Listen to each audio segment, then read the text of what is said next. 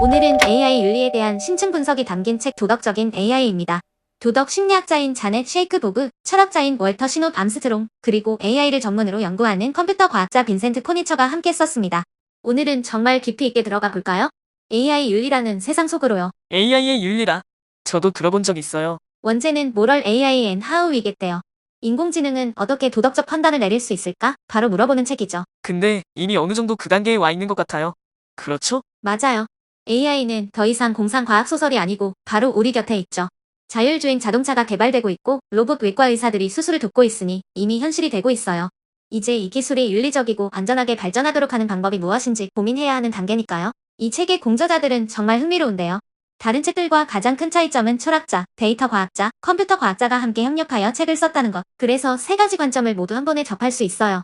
그들의 양력이 이렇게 다른 만큼 각각 중요한 관점에서 이 주제에 접근하고 있어요. 단순한 기술서적이 아니군요. 네, 정말 복잡한 문제를 해결하기 위한 다학제적 접근 방식이랄까? 책에서 가장 인상 깊었던 부분은 자율주행 자동차의 피할 수 없는 사고 예시였어요. 아, 그쵸. 자동차가 방향을 틀어 장벽에 부딪혀 승객을 다치게 할 수도 있고 아니면 그대로 직진하여 보행자를 칠 수도 있는 상황이었죠. 이런 상황에서 자동차가 어떻게 판단하도록 프로그래밍해야 할까요? 전형적인 사고 실험, 트롤리 딜레마는 많이 들어봤어요. 하지만 이제는 더 이상 단순한 사고 실험이 아닌 현실인걸요.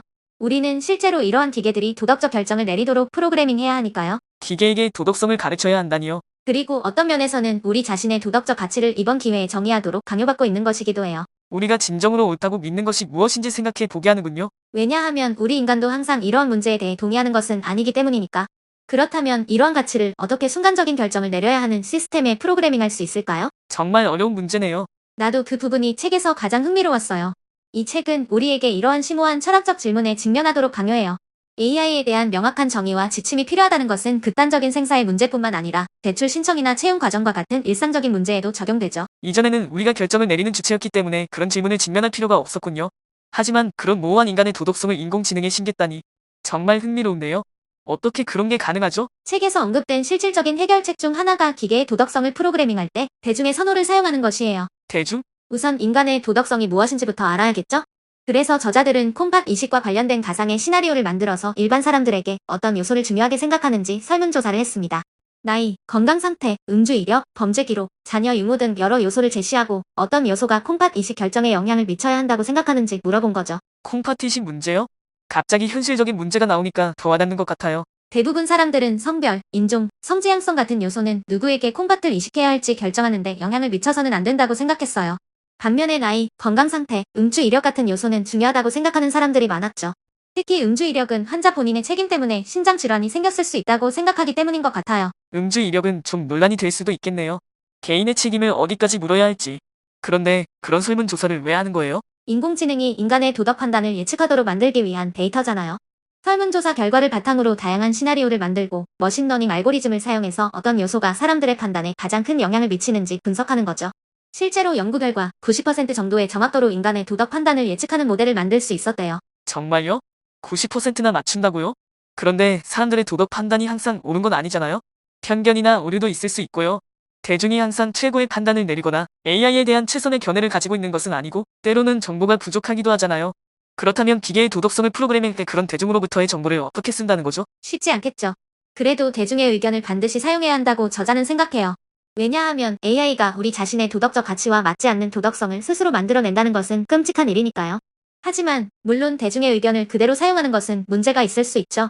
사람들은 실수를 하니까. 우리 모두는 편견을 가지고 행동하기도 하고. 그러니까요. 그래서 저자들은 인공지능이 단순히 다수의 의견을 따르는 것이 아니라 더 나아가서 만약 사람들이 충분한 정보를 가지고 있고 편견 없이 일관성 있게 판단한다면 어떤 결정을 내릴까? 를 예측하도록 모델을 개선하고 있대요. 정보 부족, 편견, 일관성 부족 이 세 가지를 보정하는 거죠. 편견을 보정한다고요? 어떻게? 인종이나 성별 같은 요소를 배제하는 건가요? 네. 하지만 직접적인 차별 요소 외에도 간접적으로 편견을 반영할 수 있는 요소들이 있을 수 있어요.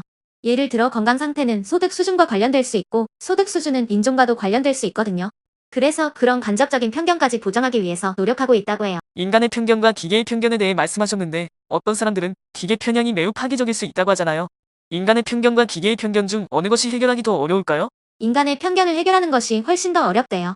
이러한 문제는 AI가 법정에서 피고인의 재판 출석 여부를 예측하고 재판 전 석방 여부를 결정하는 데 사용될 때 자주 발생하는데 판사는 매우 빠르게 결정을 내려야 하고 판사 자신의 편견이 작용할 수밖에 없잖아요. 판사에게 그들이 편견을 가지고 있다는 것을 설득하는 것은 매우 어렵고 그렇게 되면 아무것도 할 수 없어요. 하지만 AI 프로그램이 그 일을 한다면 수백만 번의 시뮬레이션을 실행하여 정확히 어디에 편견이 있는지, 어떤 형태를 취하는지, 어떤 사람들에게 영향을 미치는지 확인할 수 있죠. 그런 다음 프로그램을 변경할 수 있어요. 컴퓨터를 다시 프로그래밍하는 것이 판사를 다시 프로그래밍하는 것보다 훨씬 쉬울 테니까. 아, 정말 복잡하고 어려운 문제네요. 하지만 인공지능이 인간의 윤리적인 판단을 돕는다면 앞으로 더 공정한 사회를 만들 수 있지 않을까요? 저자들은 인공지능이 인간의 판단을 대체하는 것이 아니라 인간이 더 나은 결정을 내릴 수 있도록 돕는 것이 중요하다고 해요.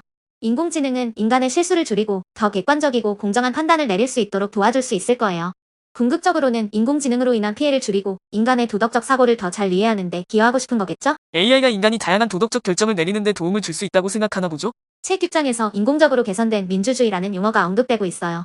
민주주의인 이유는 사회의 각계각층의 의견을 수렴하기 때문이고, 인공적이라는 것은 우리가 그것을 기계나 인공지능으로 구축하기 때문이고, 그리고 개선되었다는 것은 무지와 혼란, 편견을 바로잡기 때문이라고 해요. 이러한 일반적인 아이디어와 기술을 익히면 여러 분야에 적용할 수 있겠죠. 콩팥 할당, 치매, 말기 치매 환자의 치료 선호도에 대해 이야기했는데 기업 채용에도 이 기술을 적용할 가능성으로 이어지겠죠? 군대와도 군사 분야에서 이 기술을 사용할 가능성에 대해 논의하고 있대요. 잠재적인 적용 분야는 다양하니까. 사람들이 너무 많은 실수를 저지르는 분야들이네요. 시스템이 기존의 편견을 이어가지 않도록 어떻게 보장할 수 있을까요? 네, 저자들은 투명성과 책임성에 대해 강력하게 주장해요.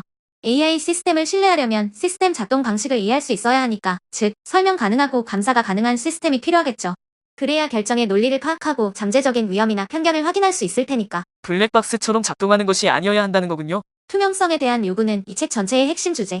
저자들은 AI가 허위 정보를 퍼뜨리는데 사용될 수 있다고 경고해요. 아, 요즘 시국 같네요. AI의 위험과 과제에 대해 이야기하다 보면 비관적이 되기 쉽지만 이 책의 저자들은 AI의 잠재력에 대해 낙관적인 태도를 유지하고 있다는 점이 인상 깊어요. 그들은 공포를 조장하지 않고 오히려 AI가 세상을 더 좋게 만들 수 있다고 믿는 것 같아요. 어떻게 하면 AI가 세상을 더 좋게 만들 수 있을까요?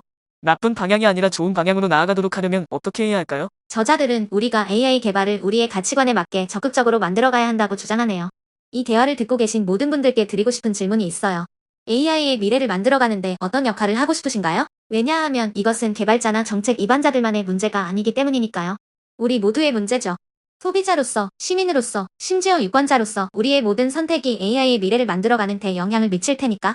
그러니 어떤 역할을 하고 싶으신지 생각해보세요. 다음 시간까지 계속 생각하고 질문하고 탐구하겠습니다. 네, 구독, 좋아요도 잊지 마시고 오늘은 여기까지.